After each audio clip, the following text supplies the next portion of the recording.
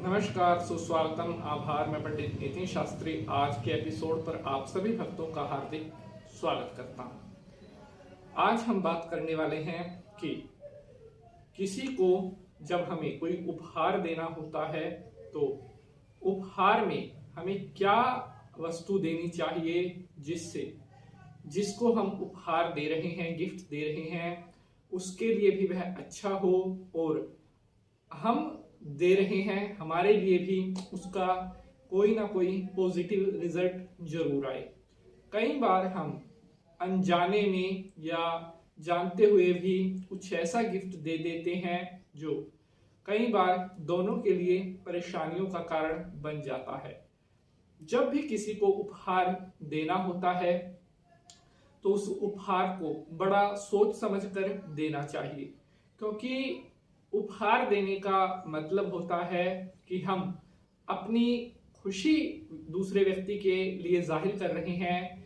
जब कोई ओकेजन होता है, मान लीजिए किसी को बर्थडे पे गिफ्ट दे रहे हैं, या किसी की मैरिज एनिवर्सरी है, या किसी की रिटायरमेंट है, यानी कि उपहार जो दिया जाता है वो खुशी व्यक्त करने का एक माध्यम होता है कि आज के इस स्पेशल मौके पर जितनी प्रसन्नता आपको है उतनी ही प्रसन्नता हमें भी आपके लिए है, और अपनी प्रसन्नता से आपकी प्रसन्नता के लिए ये गिफ्ट हम आपको दे रहे हैं।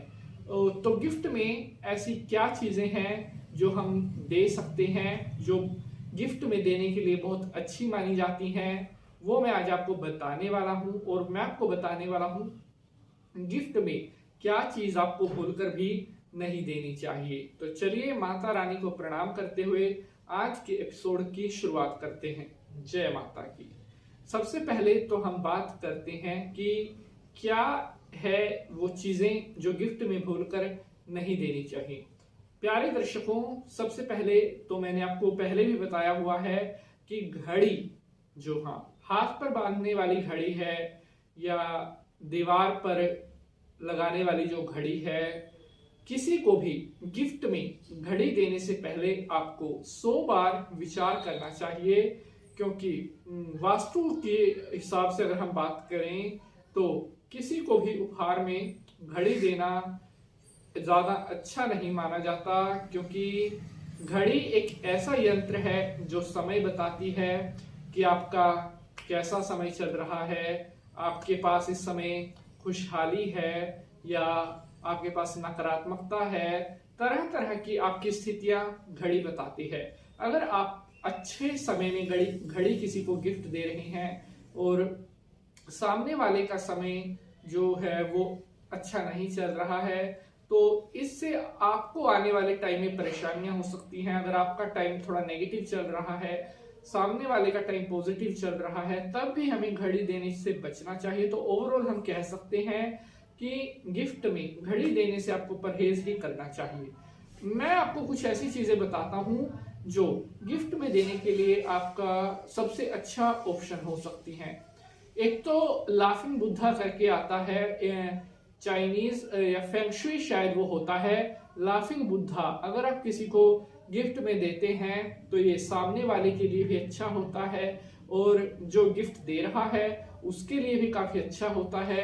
इसके अलावा अगर आप किसी को गिफ्ट देना चाहते हैं तो गिफ्ट में आप उसको कोई ऐसा भगवान का चित्र भी दे सकते हैं, जैसे श्री कृष्ण जी का चित्र दे सकते हैं, या इसके अलावा आप भागते हुए घोड़ों की तस्वीर दे सकते हैं, या आप जैसे कि आजकल गिफ्ट काफी चल रहे हैं, या गिफ्ट प्रेजेंट के तौर पर आप कोई आजकल जैसे मार्केट में बहुत सारों का तो मेरे को नहीं पता है, कुछ एक गिफ्ट जैसे अगर उनके परिवार में कोई बच्चा है तो आप उनको बॉल गिफ्ट कर सकते हैं, या कोई एरोप्लेन गिफ्ट कर सकते हैं।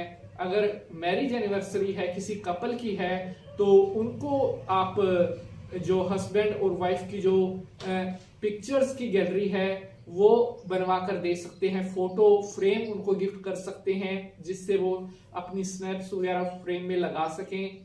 इसके अलावा आप उनको आर्टिफिशियल कोई गुलदस्ता भेंट कर सकते हैं। ये कुछ चीजें हैं जो गिफ्ट में देने के लिए सबसे प्रायोरिटी ये सबसे अच्छी मानी जाती हैं।